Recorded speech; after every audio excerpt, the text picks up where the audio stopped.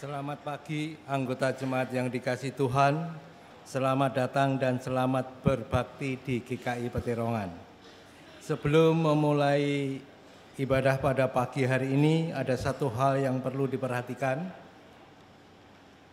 Pamong dan pengurus wilayah dimohon hadir dalam rapat koordinasi pengurus wilayah pada hari Sabtu 4 Februari 2017 jam 18 di ruang pembinaan lantai 3. Mari jemaat yang dikasihi Tuhan, kita bangkit berdiri untuk memulai ibadah pada pagi hari ini dengan menyanyi Atas Bumi Nan Permai.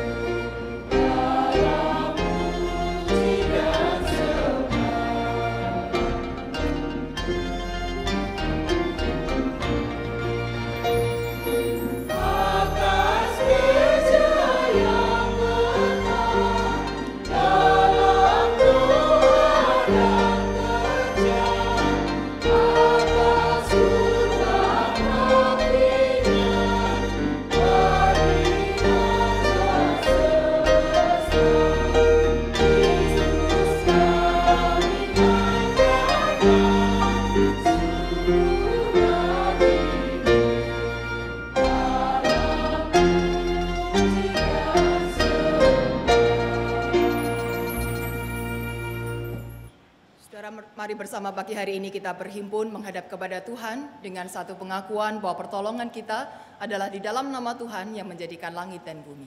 Amin.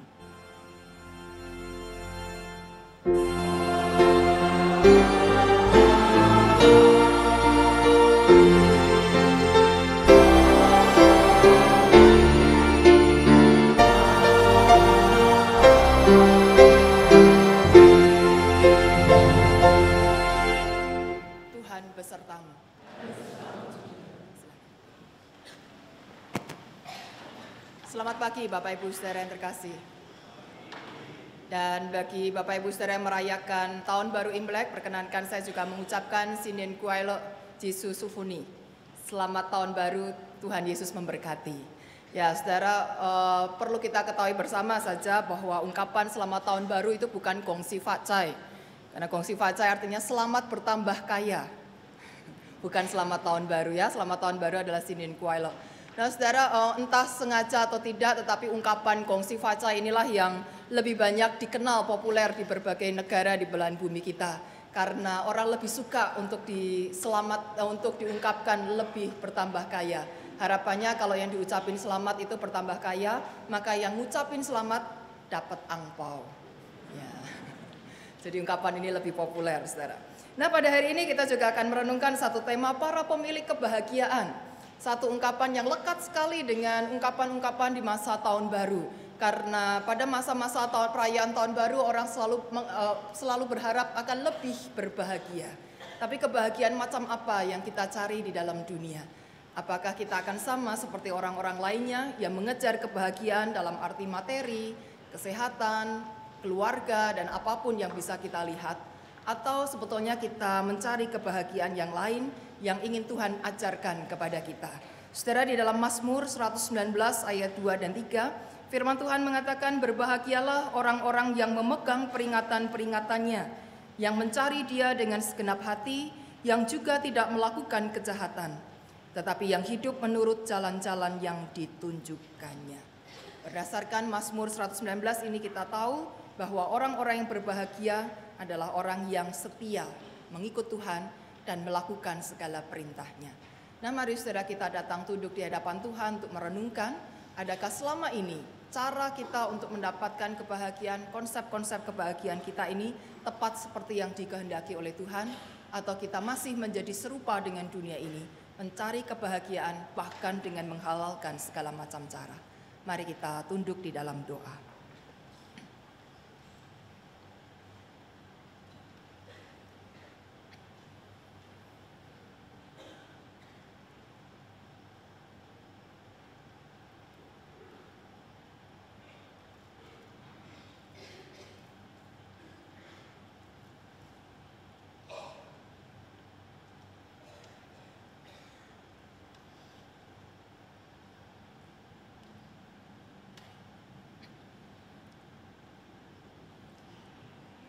Bapa Surgawi, bertahun-tahun bahkan berpuluh-puluh tahun lamanya kami menjalani hidup di dalam dunia.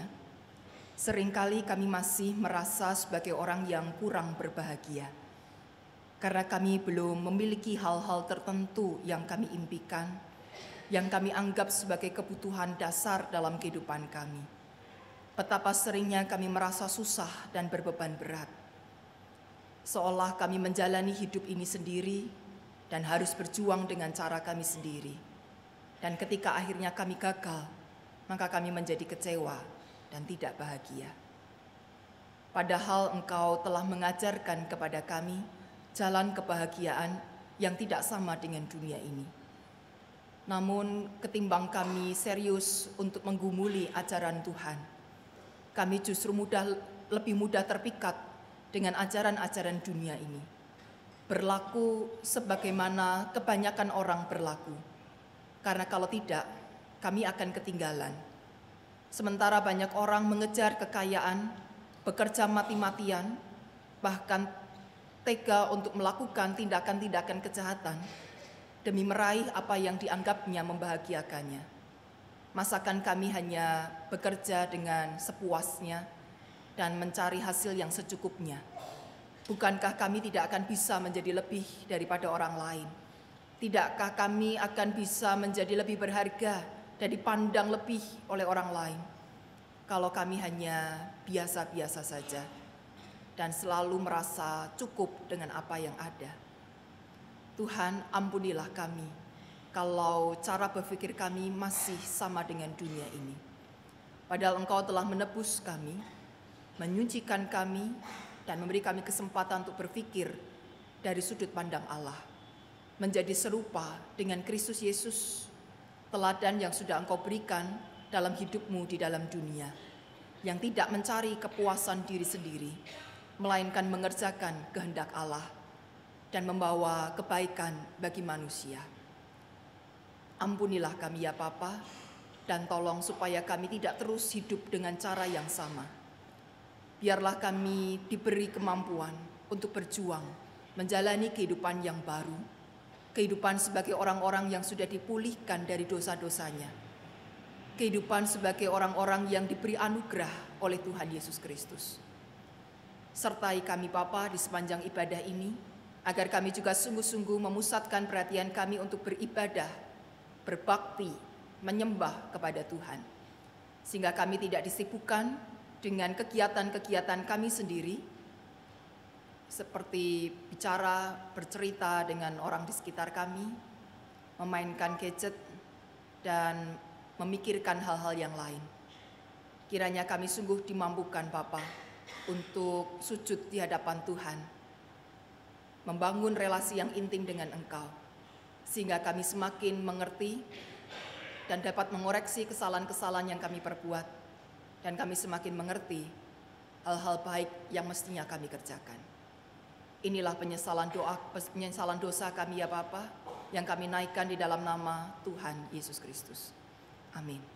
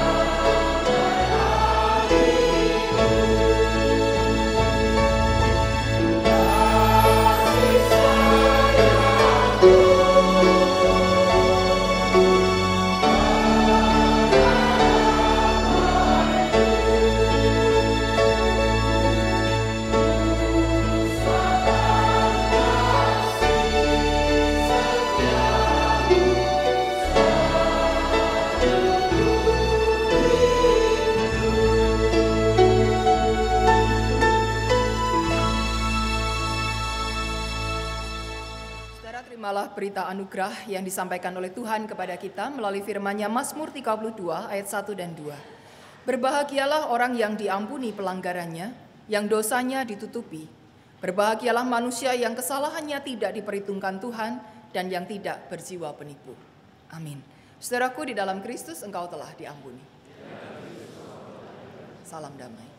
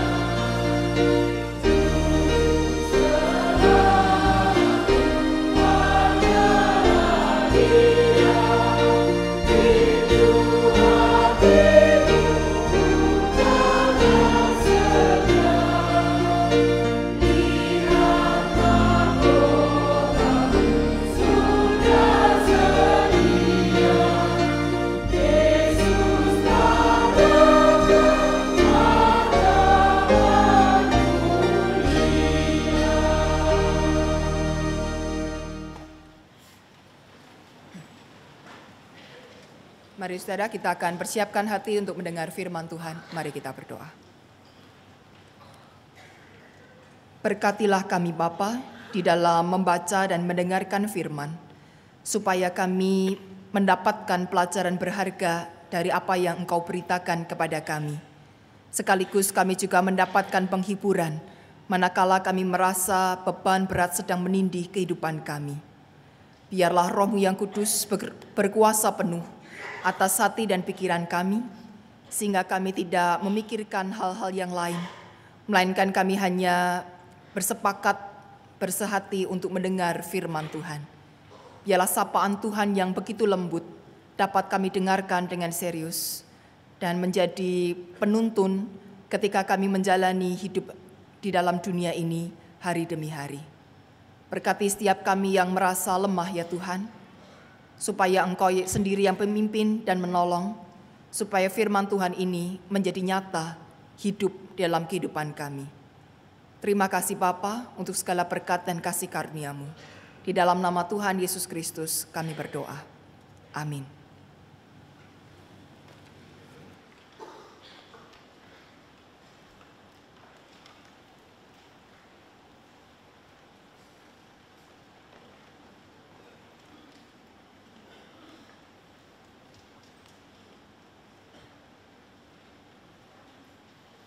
Jemaat di dalam Kristus, bacaan pertama diambil dari Mika pasal 6 ayat 1 sampai 8. Mika pasal 6 ayat 1 sampai 8. Dalam perikop ini Nabi Mika menekankan bahwa yang dituntut Tuhan kepada umat bukanlah korban bakaran, melainkan berlaku adil, mencintai kesetiaan, dan hidup dengan kerendahan hati. Beginilah firman Tuhan. Baiklah, dengar firman yang diucapkan Tuhan.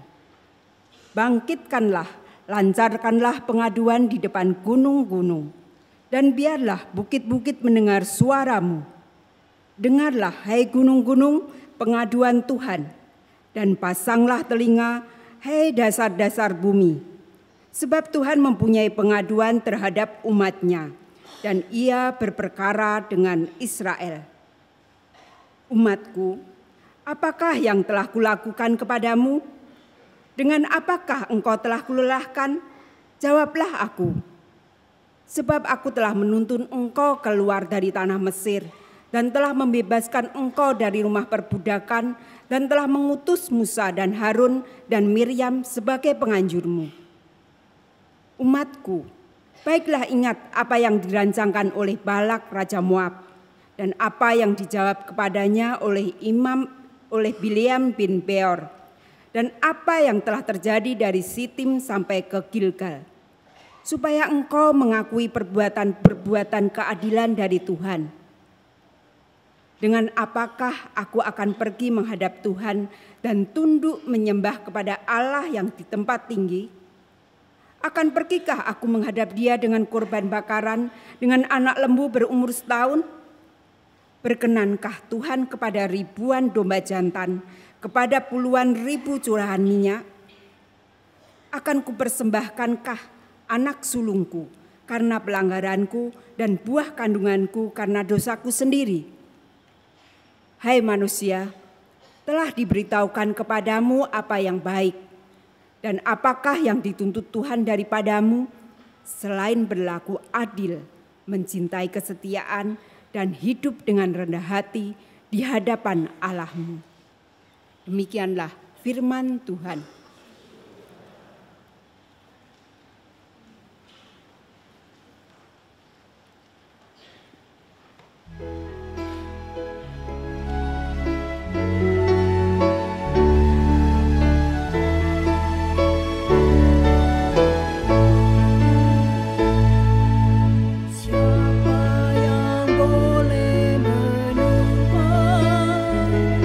Masuk dalam rumahmu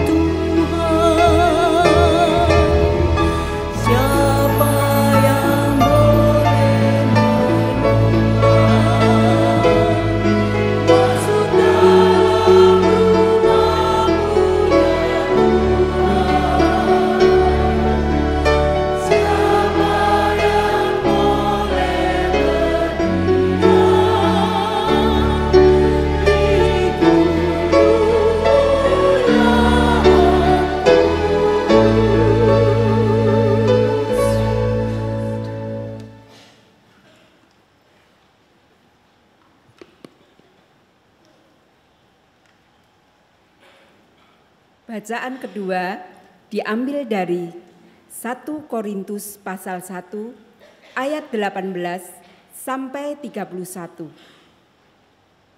1 Korintus pasal 1 ayat 18 sampai 31. Dalam perikop ini Rasul Paulus ingin menekankan bahwa standar hidup ilahi melampaui apa yang dapat dipikirkan manusia. Beginilah firman Tuhan. Sebab pemberitaan tentang salib memang adalah kebodohan bagi mereka yang akan binasa. Tetapi bagi kita yang diselamatkan, pemberitaan itu adalah kekuatan Allah. Karena ada tertulis, aku akan membinasakan hikmat orang-orang berhikmat dan kearifan orang-orang bijak akan kulenyapkan. Di manakah orang yang berhikmat? Di manakah ahli Taurat? Di manakah pembantah dari dunia ini? Bukankah Allah telah membuat hikmat dunia ini menjadi kebodohan? Oleh karena dunia, dalam hikmat Allah, tidak mengenal Allah oleh hikmatnya, maka Allah berkenan menyelamatkan mereka yang percaya oleh kebodohan pemberitaan Injil. Orang-orang Yahudi mengendaki tanda dan orang-orang Yunani mencari hikmat. Tetapi kami memberitakan Kristus yang disalibkan untuk orang-orang Yahudi suatu batu sandungan dan untuk orang-orang bukan Yahudi suatu kebodohan. Tetapi untuk mereka yang dipanggil, baik orang Yahudi maupun orang bukan Yahudi, Kristus adalah kekuatan Allah dan hikmat Allah. Sebab yang bodoh dari Allah lebih besar hikmatnya daripada manusia, dan yang lemah dari Allah lebih kuat daripada manusia. Ingat saudara-saudara, bagaimana keadaan kamu ketika kamu dipanggil? Menurut ukuran manusia, tidak banyak orang yang bijak, tidak banyak orang yang berpengaruh, tidak banyak orang yang terpandang. Tetapi apa yang bodoh bagi dunia, dipilih Allah untuk memalukan orang-orang yang berhikmat. Dan apa yang lemah bagi dunia, dipilih Allah untuk memalukan apa yang kuat. Dan apa yang tidak terpandang dan yang hina bagi dunia, dipilih Allah. Bahkan apa yang tidak berarti, dipilih Allah untuk meniadakan apa yang berarti. Supaya jangan ada seorang manusia pun yang memegahkan diri di hadapan Allah. Tetapi oleh Dia kamu berada di dalam Kristus Yesus, yang oleh Allah telah menjadi hikmat bagi kita. Ia membenarkan dan menguduskan dan menebus kita. Karena itu seperti ada tertulis, barang siapa yang bermegah, hendaklah ia bermegah di dalam Tuhan. Demikianlah firman Tuhan.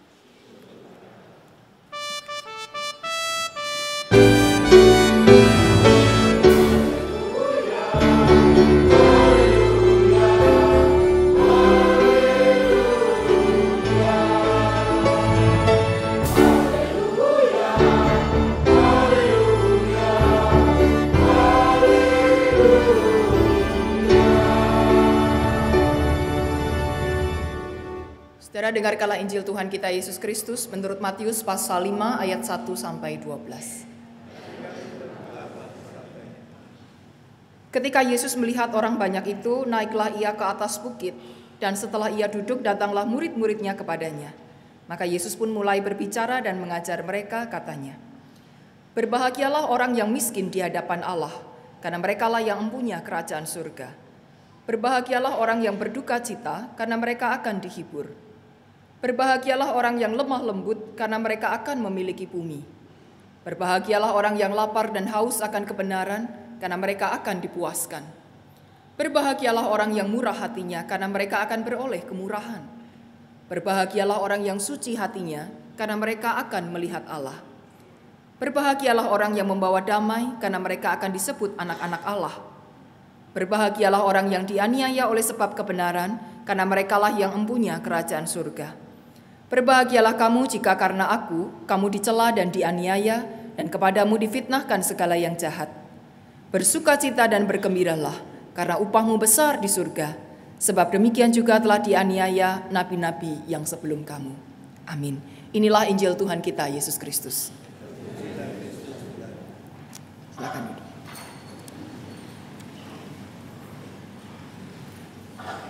Bapak Ibu Saudara, sadar atau tidak kita sadari ketika kita memberikan ucapan kepada seseorang yang sedang menghadapi satu peristiwa yang baru atau sebuah keadaan, maka kita akan selalu mengawali dengan kata selamat.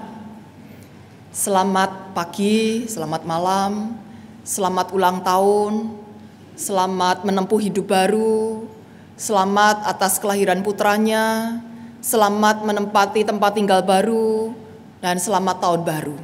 Ya, semua diawali dengan kata selamat. Bahkan di dalam bahasa Inggris selamat tahun baru jelas sekali dikatakan Happy New Year.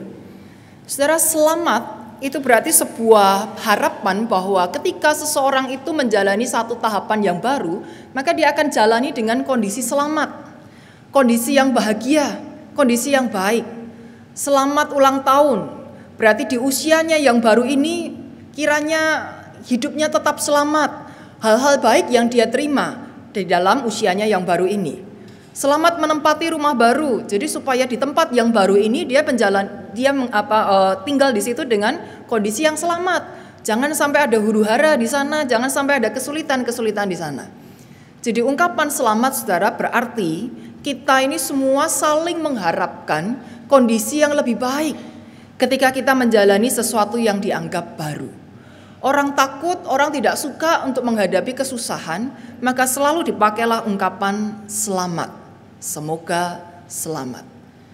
Nah, saudara yang terkasih dalam Tuhan Yesus Kristus, tentu ini ungkapan yang positif, mengharapkan hal yang baik tentang orang lain.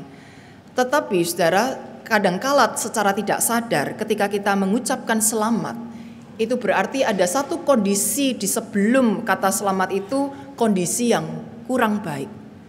Kondisi yang menurut kita menyulitkan, sehingga kita berharap next ke depannya itu menjadi lebih baik. Orang tidak suka terlibat di dalam kesusahan. Nah, saudara, tema kita hari ini adalah para pemilik kebahagiaan. Kamus Besar Bahasa Indonesia mendefinisikan bahagia itu sebagai perasaan senang dan tentram, masih dilanjutkan dalam kurung bebas dari segala yang menyusahkan. Jadi perasaan senangnya ini kenapa kok senang? Karena dia bebas dari segala hal yang menyusahkan. Pada saat itulah dia disebut bahagia. Maka orang selalu mengharapkan selamat, mengharapkan bahagia. Jadi saudara, kalau menurut definisi ini, untuk mengukur apakah saat ini kita ini sedang berbahagia atau tidak, maka kita bisa membuat daftar terlebih dahulu. Hal-hal apa saja sih yang menurut kita itu menyusahkan? Dan lalu apakah kita mengalami itu? Kalau kita alami berarti kita tidak bahagia. Kalau tidak alami berarti kita bahagia. Karena definisi bahagia adalah bebas dari segala, bukan hanya salah satu, tapi segala yang menyusahkan. Mari kita buat daftar, saudara. Apa saja sih yang menurut kita menyusahkan? Pasti yang pertama soal duit. Ya. Kalau kemarin angpaunya tidak memenuhi target, nah itu susah itu ya. Jadi persoalan materi, kalau kita tidak punya cukup uang, kita akan bilang susah.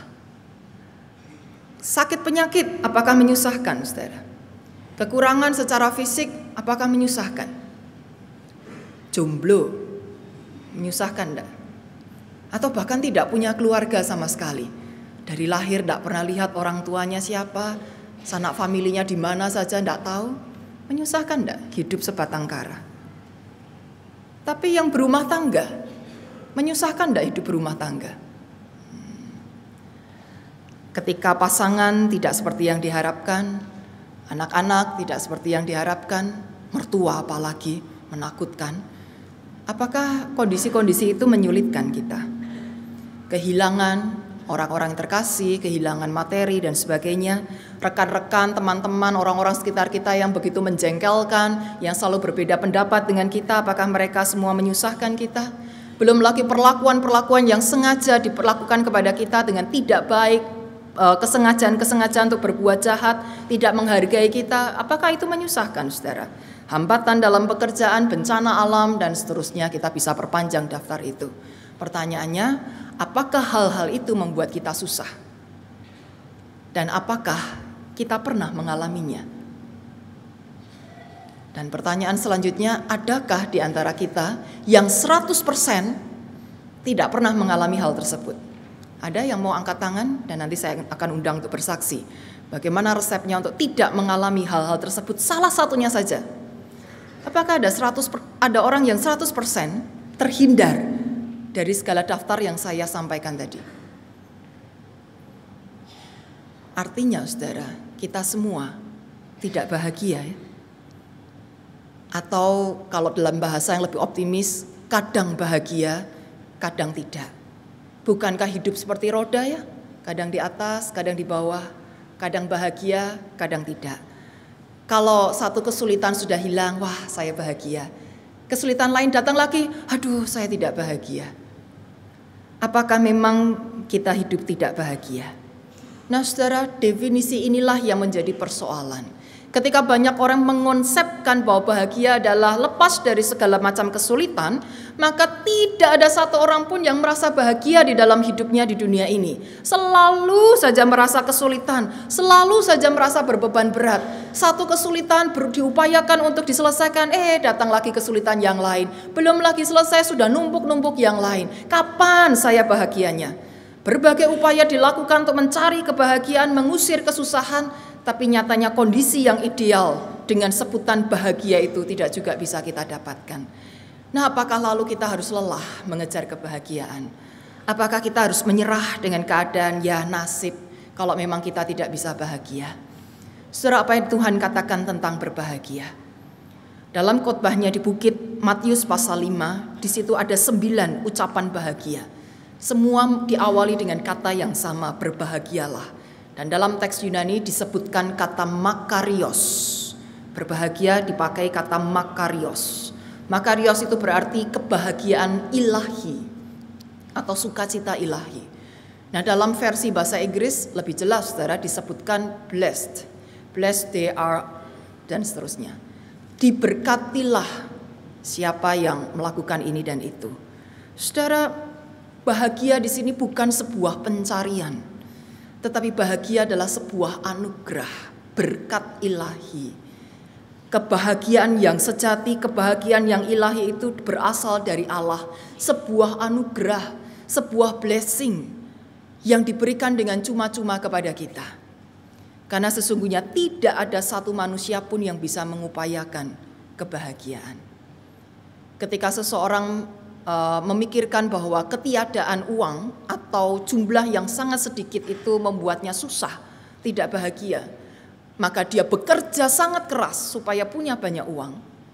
Mungkin dia bahagia di situ. Saya punya banyak uang, bahagia. Tapi bagaimana dengan keluarganya? Terbengkalai, tidak pernah diurusi, tidak pernah terjadi percakapan yang hangat karena si ayah dan si ibu ini sangat keras bekerja di luar rumah. Bahagia di satu hal, tidak bahagia di lain hal. Kalau keluarga ini kemudian bersepakat yang penting adalah membangun keluarga yang harmonis, maka sejak kelahiran anak pertama, si ibu memutuskan untuk tidak lagi bekerja supaya bisa mengasuh sendiri anaknya, tidak dititipkan orang lain, hanya bapak saja yang bekerja. Ya, relasi dengan anak-anak ini menjadi harmonis. Tapi dengan segera mendapati jumlah tabungan tidak mencukupi untuk kebutuhan ini dan itu, apalagi ketika anak bertambah banyak. Bahagia di satu hal, tidak bahagia di lain hal. Manusia tidak pernah bisa mengupayakan kebahagiaannya.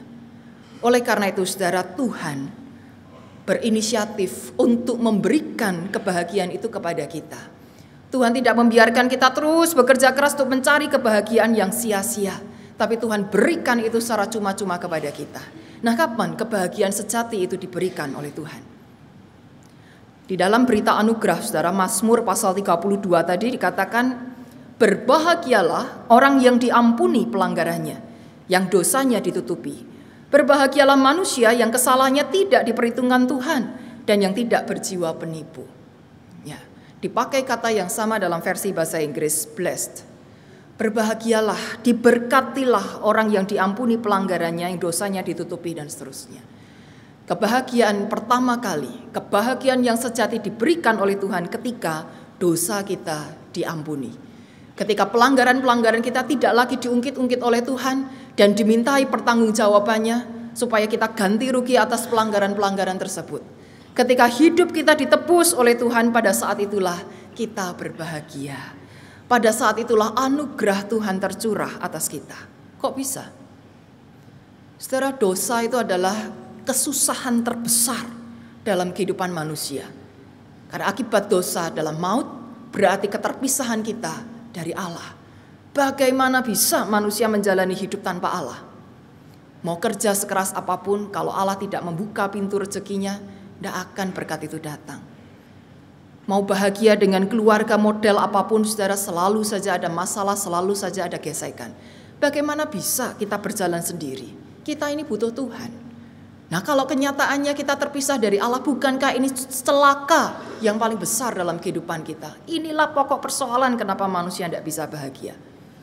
Maka ketika beban ini sudah diangkat, dosa ini diselesaikan oleh Allah, kesusahan kita dihapuskan oleh Tuhan. Di saat itulah kita berbahagia.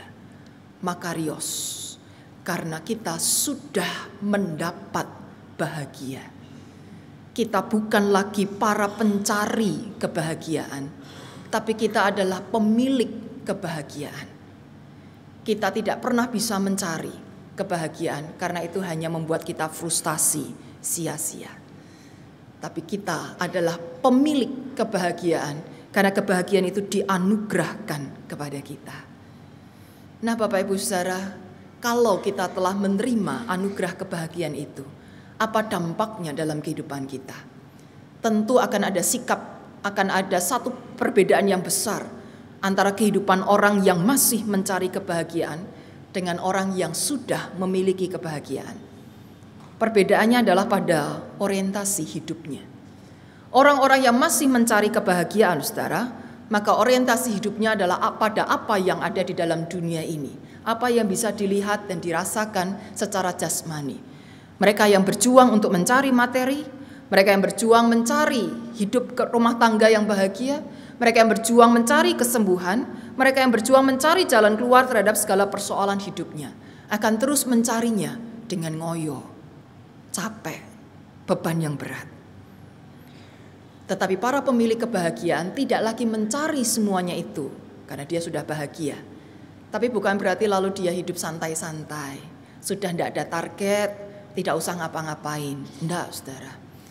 Orang yang memiliki kebahagiaan juga bekerja keras, juga melakukan satu tindakan-tindakan, yaitu untuk mencari kehendak Tuhan.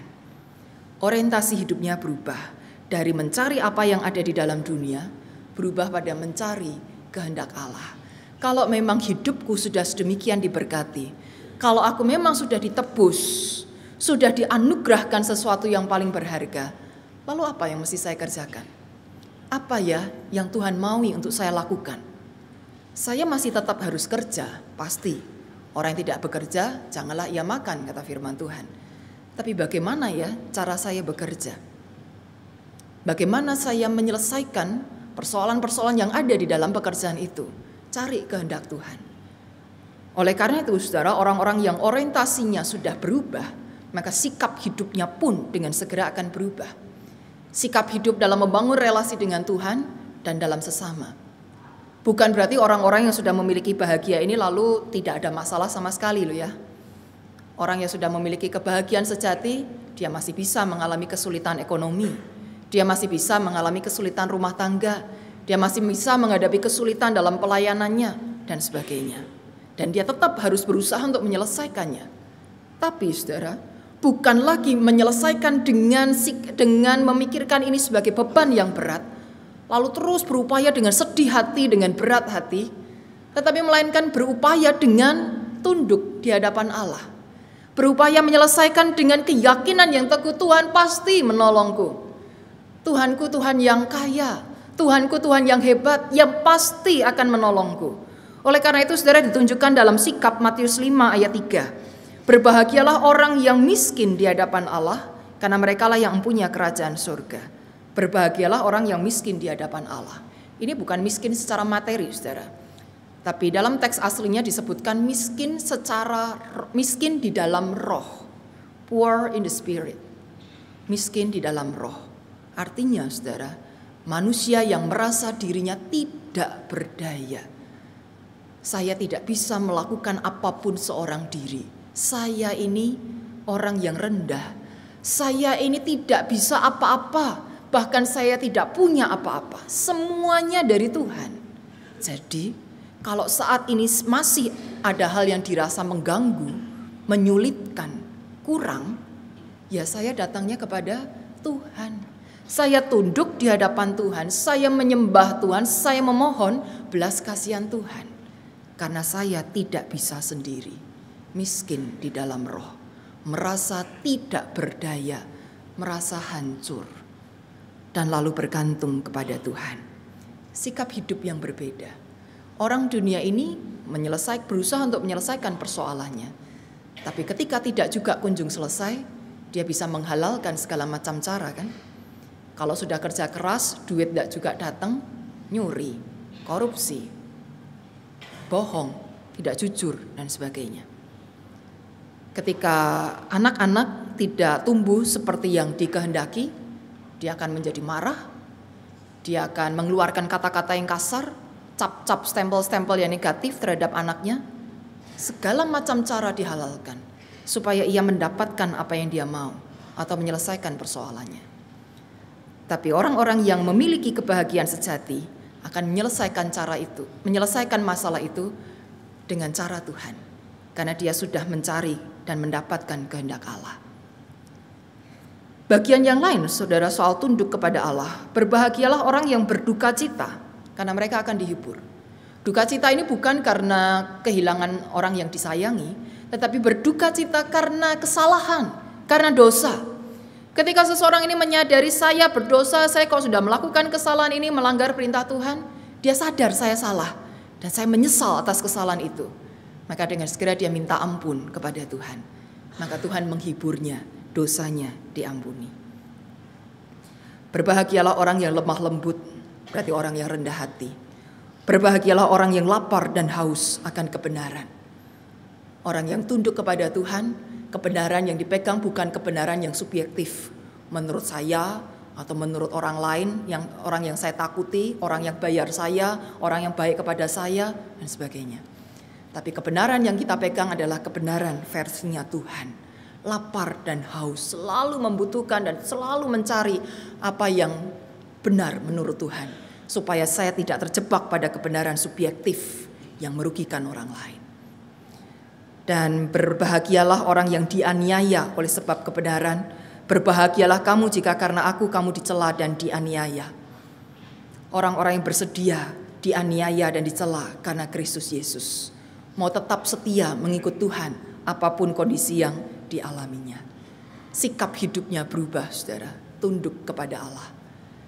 Dan sikap hidup berikutnya adalah sikap hidup terhadap sesama.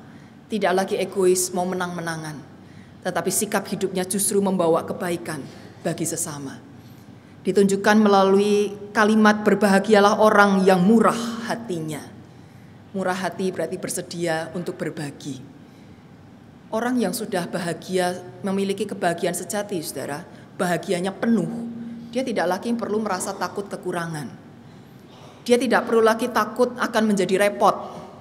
Dia tidak perlu lagi takut kalau saya dianggap lebih rendah dari orang lain. Kalau saya kalah dengan orang lain, dia tidak takut, saudara. Karena apa yang paling penting itu sudah dia dapatkan. Bahagianya sudah penuh, sudah plong. Bukankah bahagia tadi adalah bebas dari segala kesusahan, bukan? Kesusahan terbesar sudah dihalau oleh Kristus. Apalagi yang membuat saya takut? Ketika saya memberi, saya tidak takut kekurangan. Ketika saya berbagi, menyelesaikan persoalan orang lain, saya tidak takut untuk menjadi repot. Ketika saya membagi waktu untuk orang lain, saya tidak takut bahwa saya kekurangan waktu untuk menjadi nomor satu. Sikap hidupnya berubah. Apa yang dia lakukan adalah demi kebaikan orang lain, bermurah hati, suci hatinya, tidak neko-neko saudara, tidak memikirkan yang buruk tentang orang lain, tidak memfitnah, dan tidak melakukan hal-hal yang merugikan orang lain. Karena tulus, suci hatinya. Dan orang-orang yang membawa damai. Kehadirannya selalu dirasakan nyaman, membuat suasana menjadi kondusif. Kalaupun ada pertengkaran, bukan ikut ngompori salah satunya, tetapi membuat ada jalan tengah, kedua belah pihak bisa berdamai. Dan kehadirannya tidak bikin onar, tidak menciptakan masalah-masalah yang baru, tapi justru mencairkan suasana dan membawa solusi.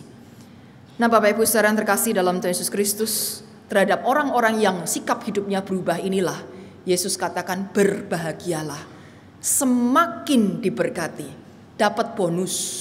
Kebahagiaan yang sejati sudah kita dapatkan. Tapi ketika kita mengubah sikap hidup kita dan kita melakukan apa yang Tuhan kehendaki, diberkatilah engkau, semakin diberkatilah engkau. Jadi apalagi yang mesti kita takutkan, saudara?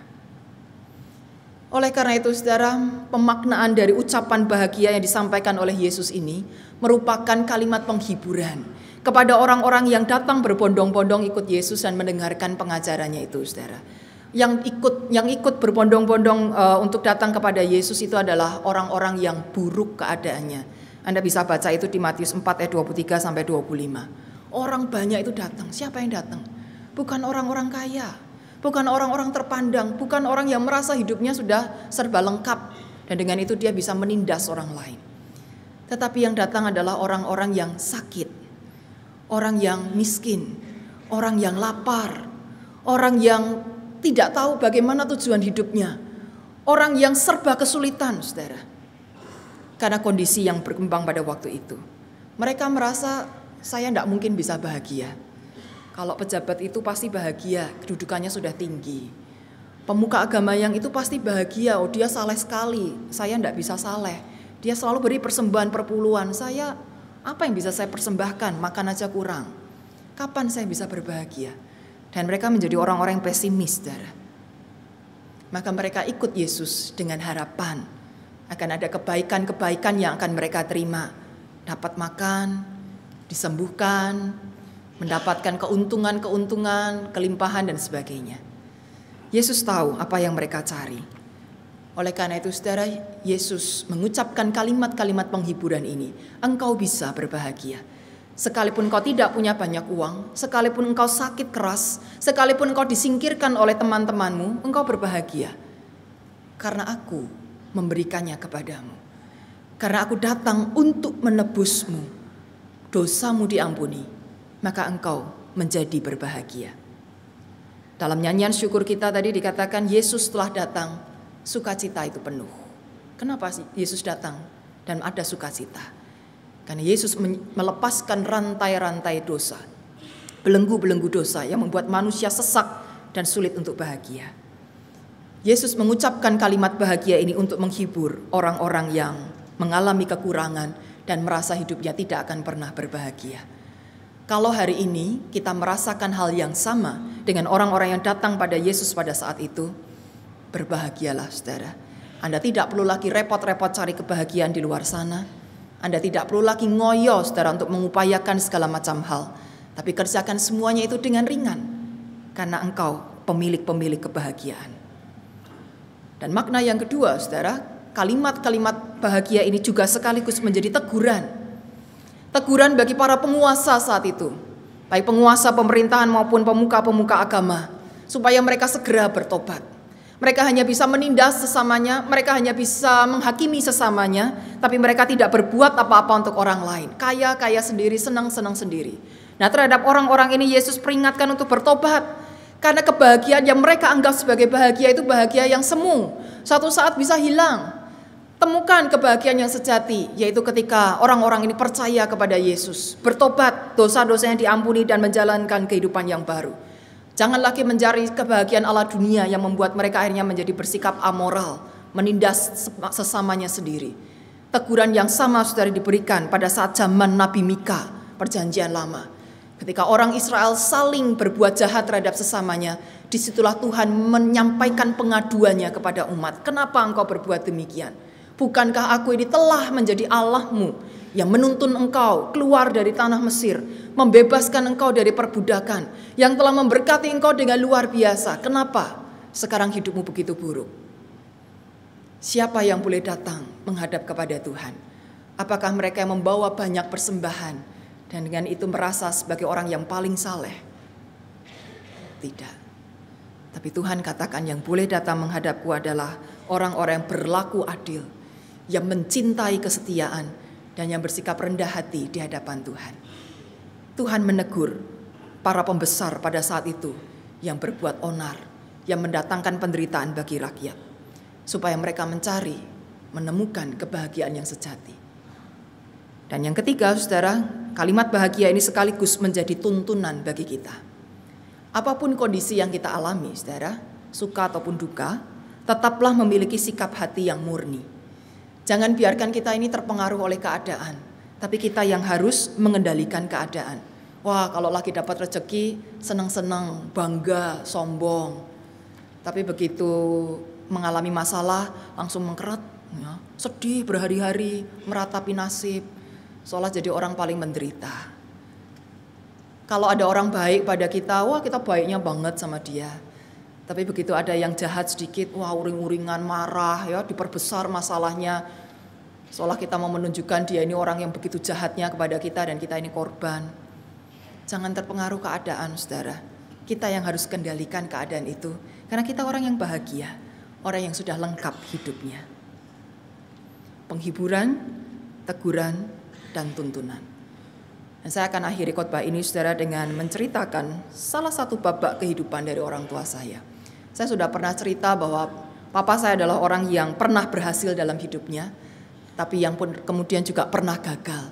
Nah, ini berat. Kalau dari muda sudah gagal terus, saudara, mungkin sudah jadi kebiasaan ya, biasa gagal. Tapi karena pernah merasakan sukses, pernah tahu rasanya punya banyak uang, ketika akhirnya harus keluar dari pekerjaan dan tidak mendapatkan penghasilan lagi, khawatir mulai datang.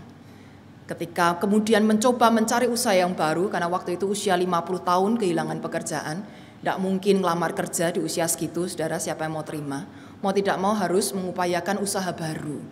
Nah, karena tidak pernah di bidang itu, akhirnya terseok-seok menjalani usaha yang baru dan ternyata gagal juga. Tidak mendapatkan penghasilan yang seperti dibayangkan. Tabungan sudah dikuras habis, bahkan tabungan anak-anak semua diminta untuk membangun usaha itu. Perhiasan-perhiasan sudah digadaikan semuanya. Tidak ada lagi yang bisa diharapkan. Tetap gagal. Frustasi, saudara. Karena frustasi akhirnya sakit jantung, kena serangan. Kena serangan jantung, biasanya orang kalau sakit jantung pasti harus ada tindakan khususnya ya kalau mau sembuh. Tapi bagaimana bisa melakukan tindakan itu kalau tabungan sudah semakin habis? Jadi dengan segala macam alasan, papa memaksa untuk keluar dari rumah sakit karena tidak mau membebani keluarga dengan lebih banyak lagi. Jadi keluarnya pakai tanda tangan, saudara. Keluar secara paksa. Dan papa memang orang yang takut dengan hal-hal yang berbau rumah sakit. Jadi baru diperiksa loh, belum dikasih tindakan aja udah takut.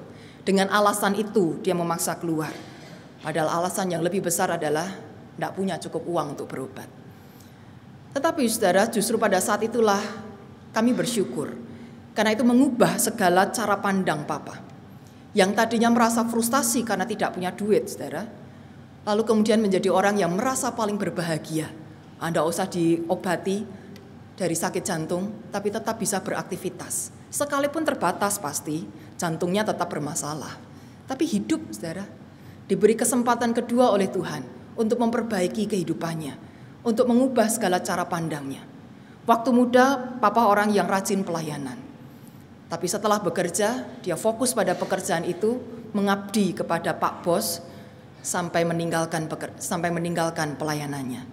Tapi ketika dia sakit, hampir tidak punya apa-apa, salah seorang teman, entah itu kebetulan atau memang Tuhan sudah sediakan ya, orang yang tidak dikenal datang dan mengajak papa untuk pelayanan.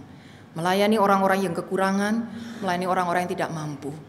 Dan papa memang orang yang puji Tuhan punya talenta untuk berkhotbah sekalipun bukan seorang pendeta. Dan dari situ saudara terus melayani sampai akhir hidupnya. Dan karena yang dilayani orang-orang yang Papa anggap lebih tidak mampu dari dirinya, mau tidak mau dia juga tetap harus keluar uang. Nah, mama biasanya orang perempuan ini lebih khawatir soal duit ya. Jangan dikasih. Kita sendiri ini juga sedang kekurangan, kita ini juga ditolong orang kok malah dibagi-bagikan. Tapi papa selalu bilang selama kita masih ada, kita harus bisa berbagi dengan orang lain. Tidak pernah takut kekurangan, saudara. Karena apa yang dia dapatkan sudah jauh lebih berharga. Keselamatan dari Tuhan, kesempatan hidup kedua yang Tuhan berikan. Jadi saya bersyukur papa boleh mengakhiri hidupnya dalam kondisi yang jauh lebih baik. Karena sikap hidupnya sudah berubah. Nah saudara, apapun kondisi yang saat ini kita sedang alami, jangan kalah dengan keadaan. Tetaplah kita bersyukur dan kembangkan cara hidup bersyukur. Karena Tuhan sudah memberkati kita dan menjadikan kita para pemilik kebahagiaan. Jangan lagi bersikap sebagai para pencari kebahagiaan. Soalnya hidup kita ini begitu menderitanya. Jalani hidup sebagai para pemilik kebahagiaan. Maka kita akan memancarkan kebahagiaan itu hingga berdampak bagi banyak orang. Dan mestinya apa yang kita lakukan menyenangkan hati Tuhan. Tuhan memberkati kita. Amin.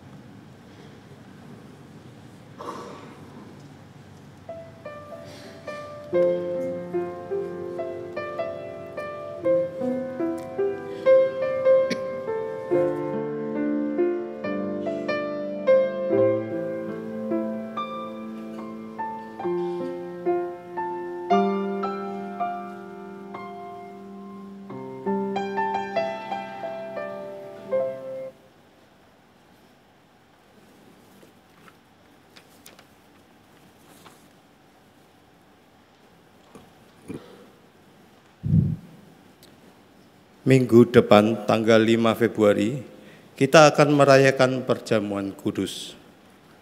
Untuk menyambut perayaan itu, mari kita mempersiapkan diri.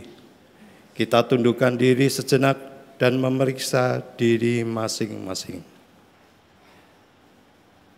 Pada perjamuan terakhir, Kristus meminta kita merayakan perjamuan kudus untuk mengenang Dia. Mengenang Kristus berarti mengalami kehadirannya dalam hidup sehari. Mengenang Kristus berarti sadar bahwa Kristus telah berkorban demi keselamatan kita. Renungkanlah. Apakah saudara hidup dalam persekutuan yang akrab dengan Yesus, sehingga saudara mengalami kasih kuasa dan kebenarannya dalam hidup sehari? Yakinkah saudara bahwa segala yang Kristus lakukan, mulai dari Ia lahir, mati, bangkit sampai naik ke surga, Dia lakukan demi keselamatan saudara? Dalam perjamuan terakhir, Kristus memecah roti dan mengangkat cawan, lalu membagikannya pada murid-muridnya. Dengan menerima roti dan air anggur, simbol tubuh dan darah Yesus, para murid dipersatukan dengan Kristus. Yesus menjadi kepala, sedang kita adalah tubuhnya. Renungkanlah. Sudahkah saudara menjadikan Yesus sebagai kepala, pemimpin saudara dalam hidup pribadi, berkeluarga, bergereja dan bermasyarakat? Sudahkah saudara hidup dalam kasih terhadap saudara seiman yang adalah sesama anggota tubuh Kristus?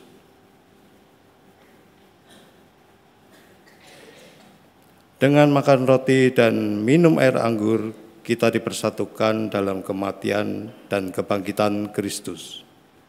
Ini berarti kita perlu menyangkal diri, memikul salib, dan mengikut Kristus. Renungkanlah. Sudahkah saudara rela berkorban bagi sesama? Sudahkah kehidupan saudara menjadi berkat bagi sesama? Apakah saudara peduli pada kebutuhan mereka, menyuarakan kebenaran dan keadilan, serta berjuang menciptakan damai sejahtera dimanapun saudara berada? Kiranya Roh Kudus menolong kita dalam mempersiapkan diri merayakan perjamuan kudus mendatang. Bagi saudara-saudara yang akan mengikuti perjamuan kudus minggu yang akan datang, saya undang untuk bangkit berdiri dan kita akan berdoa. Mari kita berdoa. Bapa yang baik, kami tahu bahwa kami adalah manusia berdosa yang seharusnya tidak layak untuk dekat dengan Engkau, apalagi menikmati bagian roti dan air yang menjadi lambang tubuh dan darah Kristus. Namun karena Engkau sudah datang dan mati bagi kami, maka Engkau melayakkan kami untuk berjumpa dengan Allah yang Maha Kudus. Engkau membenarkan kami dan menghapus segala dosa kami.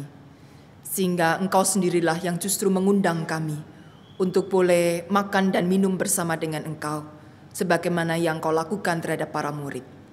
Maka biarlah kami mempersiapkan perjamuan kudus nanti dengan mengkoreksi diri kami, supaya kami benar-benar bebas dari segala rasa bersalah. Kami hidup dalam kerendahan hati di hadapan Tuhan. Kami juga hidup berdamai dengan sesama dan dengan diri kami sendiri. Kami boleh mensyukuri setiap keadaan. Dan dengan itu ya Bapa, kami boleh datang dengan sikap hati memuja dan meninggikan Engkau. Persiapkan kami secara pribadi pada hari-hari ini Bapa, supaya pada tanggal 5 Februari nanti kami benar-benar menyambut sakramen perjamuan kudus ini dengan penuh sukacita. Demikian juga kami berdoa untuk para pelayan ibadah, kiranya dapat mempersiapkan segala tugas pelayanannya dengan baik dan mempersembahkan yang terbaik. Dan juga bagi para pelayan perjamuan kudus, pendeta dan penatua, kiranya Engkau juga menguduskan mereka dan mempersiapkan diri dengan sebaik-baiknya, sehingga apa yang mereka lakukan berkenan di hadapan-Mu. Terima kasih untuk berkat yang indah Engkau berikan kepada kami ini Bapa. Di dalam nama Tuhan Yesus Kristus kami berdoa. Amin. Dengan tetap berdiri, kita ikrarkan pengakuan iman rasuli. Aku percaya kepada Allah, Bapa yang Maha Kuasa, Khalik langit dan bumi, dan kepada Yesus Kristus, Anaknya yang tunggal Tuhan kita, yang dikandung dari Roh Kudus, lahir dari anak darah Maria, yang menderita sengsara di bawah pemerintahan Pontius Pilatus, disalibkan, mati dan dikuburkan, turun ke dalam kerajaan maut. Pada hari yang ketiga, bangkit pula dari antara orang mati, naik ke surga, duduk di sebelah kanan Allah, Bapa yang Maha Kuasa. Dan di sana Ia akan datang untuk menghakimi orang yang hidup dan yang mati. Aku percaya kepada Roh Kudus, gereja yang kudus dan am, persekutuan orang kudus, pengampunan dosa, kebangkitan orang mati, dan hidup yang kekal. Amin. Silakan duduk. Mari saudara kita menaikkan doa-doa syafaat kita berdoa. Terima kasih ya Bapa untuk firman Tuhan yang boleh Engkau berikan kepada kami. Biarlah Engkau yang terus meneguhkan kami dengan berita firman-Mu ini, sehingga makin hari kami boleh makin menghayatinya dan makin mengerti tentang arti bahagia yang Tuhan sudah berikan kepada kami. Dan tolonglah kami untuk menjalani hidup sebagai orang-orang yang sudah berbahagia, sehingga kami menjalani hidup dalam arti yang positif. Kami mengupayakan segala sesuatunya dengan semangat, dengan sukacita, dengan bersandar kepada Engkau, sehingga kami tidak lagi merasakan hidup ini sebagai beban yang menekan berat, sehingga kami malah tidak bisa bersyukur. Bapa Surgawi, saat ini kami juga berdoa untuk segala kesulitan yang masih kami hadapi. Biarlah kami mendoakannya dengan rasa percaya yang sungguh bahwa Engkau akan menolong kami dan memberi kekuatan bagi kami untuk menjalani semuanya ini. Berkati kami yang lemah secara fisik, kiranya Engkau memberikan kekuatan dan pemulihan sehingga kami sehat kembali dan dengan itu kami boleh beraktivitas dengan lebih baik. Dan bagi kami yang sehat Bapa, biarlah kami boleh mensyukuri setiap kesehatan ini dan kami menggunakan kesempatan ketika kami sehat ini dengan sebaik-baiknya untuk melakukan pekerjaan-pekerjaan Tuhan, sehingga kami tidak menyesal ketika satu saat kami sakit ternyata banyak hal yang belum kami kerjakan. Bapa, berkati pula pergumulan kami di dalam pekerjaan, kiranya Engkau bukakan jalan terhadap setiap persoalan yang ada, sehingga kami masih tetap dapat mencukupi kebutuhan-kebutuhan hidup kami. Engkau punya banyak jalan, dan biarlah kami tidak membatasi jalan Tuhan itu, melainkan kami terus menggumuli dan mencari tahu jalan yang mana yang Tuhan bukakan kepada kami. Tuhan, dalam kemurahan-Mu kami memohon. Berkati pula perkembangan anak-anak kami, mereka yang masih studi, jauhkan dari segala hal yang buruk, jauhkan dari pengaruh-pengaruh yang tidak baik, baik melalui teman-temannya, melalui gadget yang dipegangnya, melalui siaran-siaran televisi dan sebagainya. Tuhan, seringkali kami ngeri melihat perkembangan yang ada saat ini. Tapi biarlah kami tidak hanya merasa ketakutan, melainkan kami boleh membekali anak-anak ini dengan hidup takut akan Tuhan. Sehingga kelak dimanapun mereka berada, ketika mereka dewasa, mereka boleh mengambil keputusan untuk tetap mengikut Engkau dan menjalani kehidupan dengan cara yang baik. Dan bagi anak-anak kami yang tengah mempersiapkan pernikahannya, kiranya Engkau juga beserta dengan mereka. Seringkali apa yang kami bayangkan berbeda dengan apa yang nantinya akan menjadi kenyataan. Dan itu membuat banyak keluarga hancur. Oleh karena itu Bapa, biarlah anak-anak kami ini bukan saja mempersiapkan acara-acara pernikahan, melainkan benar-benar mempersiapkan hati untuk tunduk di hadapan Tuhan. Sehingga mereka menjalani hidup pernikahannya dengan sikap yang tepat seperti yang Tuhan kehendaki. Mereka boleh bertanggung jawab sebagai suami dan istri, bahkan sebagai orang tua, sehingga nama Tuhan dipermuliakan melalui kehidupan anak-anak kami ini. Tuhan, dalam kemurahan-Mu kami memohon.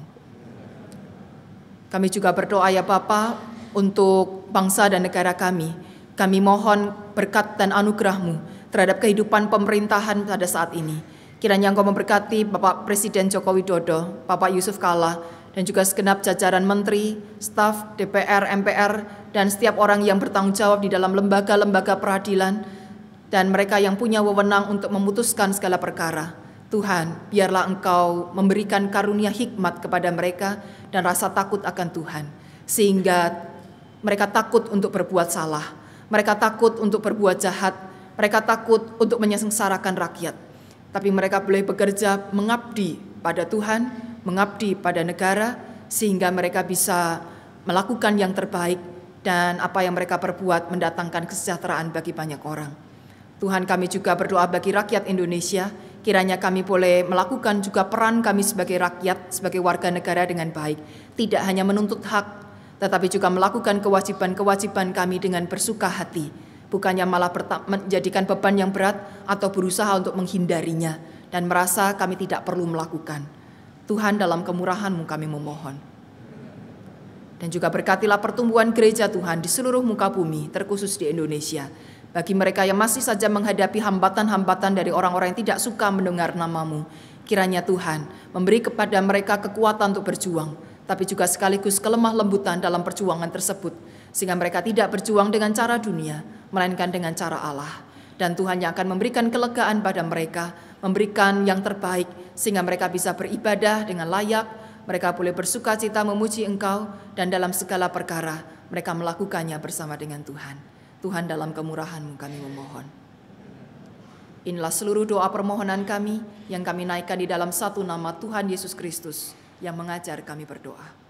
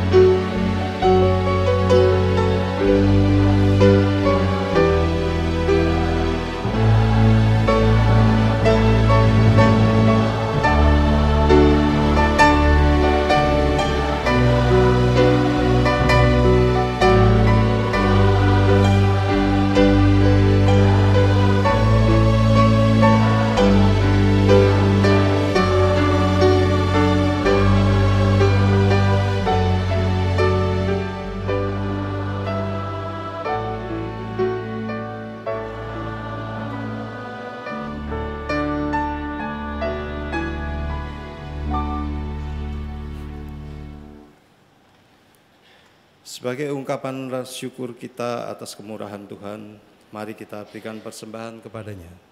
Sebagai nas pengantar, saya bacakan dari firman Tuhan yang kami ambil dari Amsal 3 ayat 9 sampai 10. Muliakanlah Tuhan dengan hartamu dan dengan hasil pertama dari segala penghasilanmu. Maka lumbung-lumbungmu akan diisi penuh sampai melimpah-limpah, dan bejana pemerahanmu akan meluap dengan air buah anggurnya.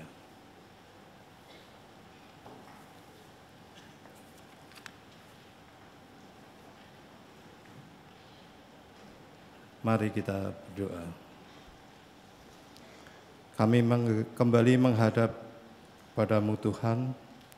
Engkau telah mengajarkan kami untuk hidup dalam kasih dan selalu bersyukur agar dapat merasakan kebahagiaan. Perkenankanlah kami untuk ambil bagian bersyukur untuk gerejamu ini dalam bentuk persembahan. Kuduskan dan pakailah persembahan kami agar dapat digunakan untuk keperluan pengembangan jemaat-Mu. Kami bersyukur dan memohon di dalam nama Tuhan Yesus Kristus, Allah kami yang hidup. Amin.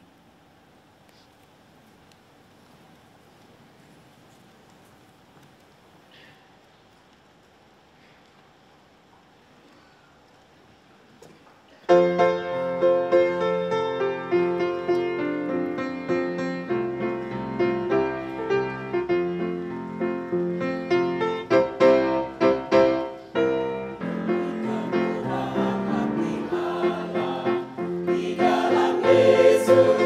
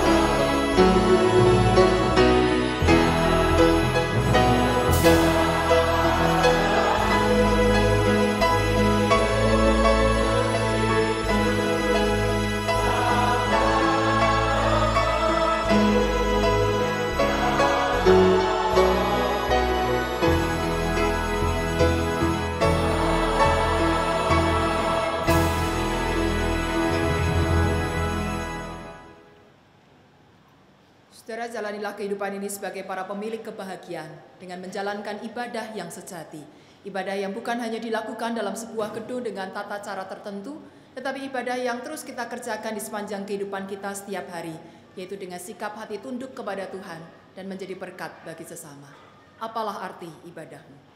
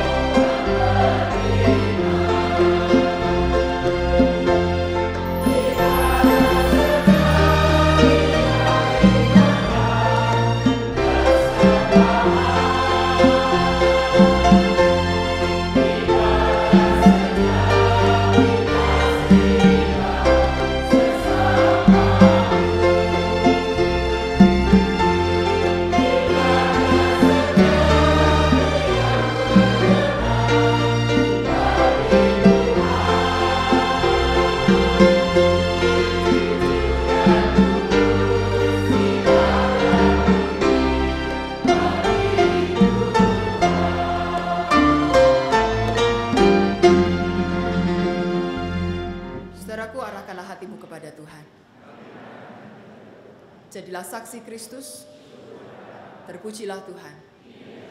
Terimalah berkat-Nya. Tuhan memberkati engkau dan melindungi engkau. Tuhan menyinari engkau dengan wajah-Nya dan memberi engkau kasih karunia. Tuhan menghadapkan wajahnya kepadamu dan memberi engkau damai sejahtera. Amin.